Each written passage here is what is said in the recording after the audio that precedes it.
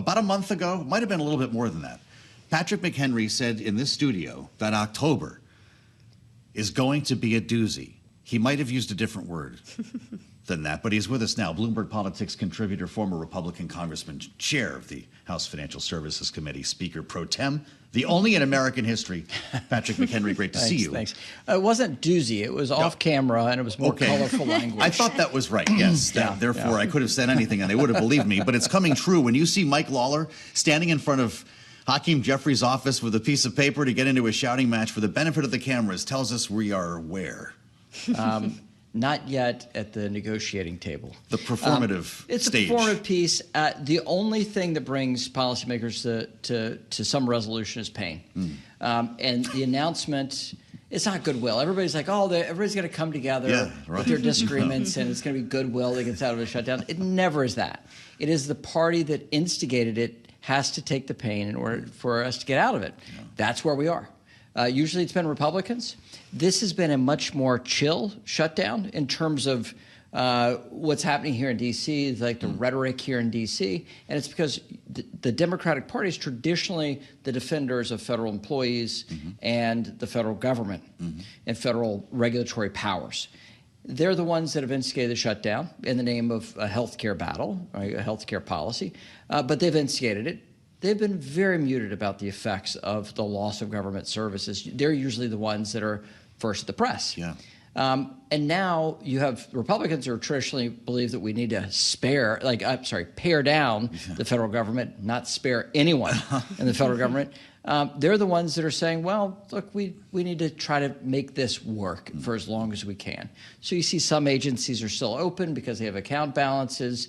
OMB has these massive set of powers during government shutdown, which enables the OMB director, in this case Russ Vought, to take very specific action by individual agencies and account levels to either continue normative services or, in this case, have substantial layoffs.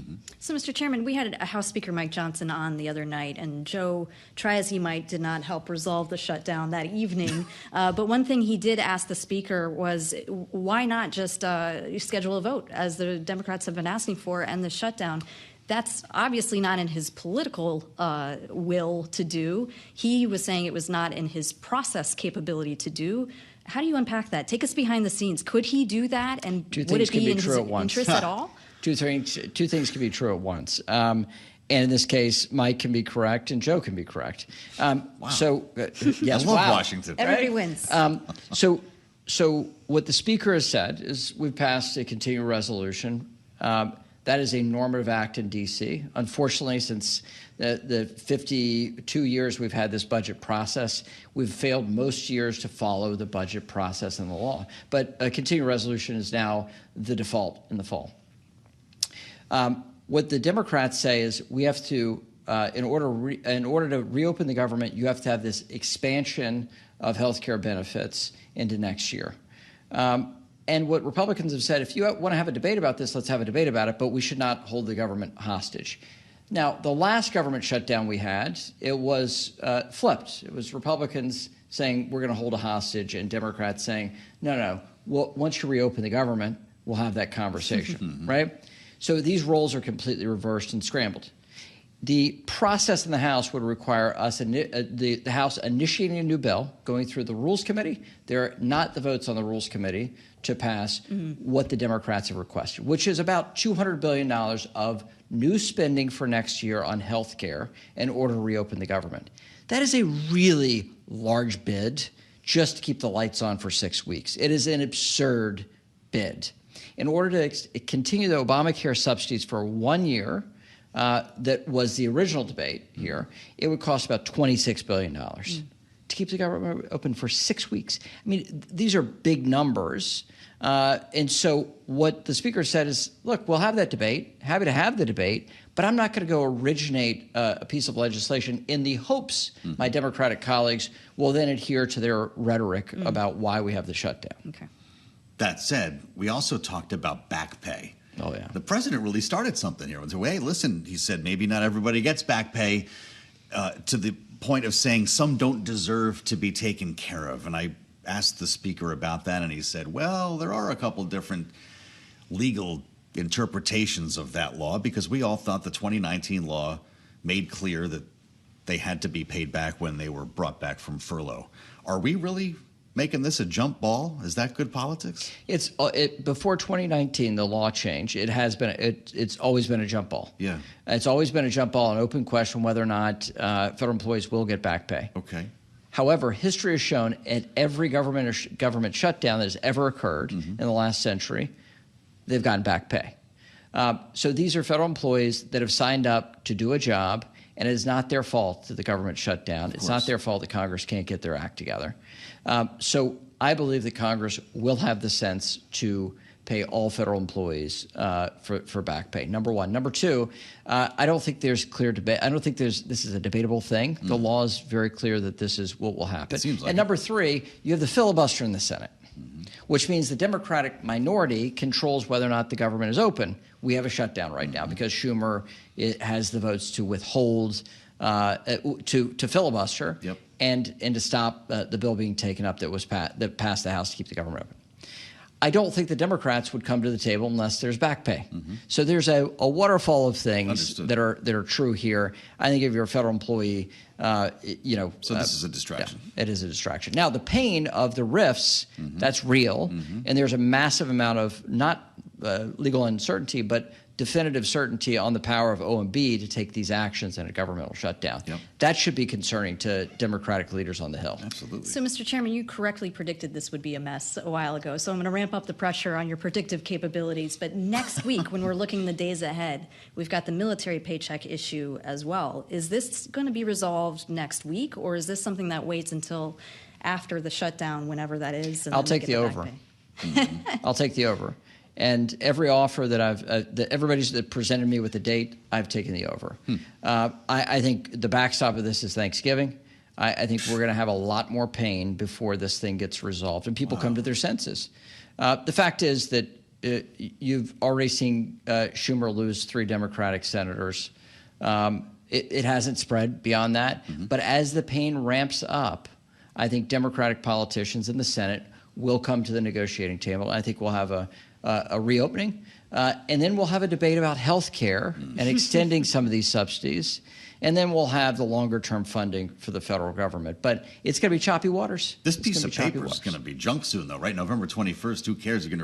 If they pass it in a couple of weeks, the government's just going to shut down again. And there are many who do think that once this is resolved, we will hit another shutdown at the end of the year. We just keep kicking CRs through the spring, or what's the best-case scenario? Don't say regular order. Well, this is regular order. Continuing resolution is a normative thing in the House. 2 years ago, this was the finite cause of the ouster of Speaker McCarthy that we passed a clean continuing resolution. So this is a normative act in Washington. Unfortunately, every couple of administrations, the normative act is also a government shutdown. It doesn't win you the policy, the underlying policy.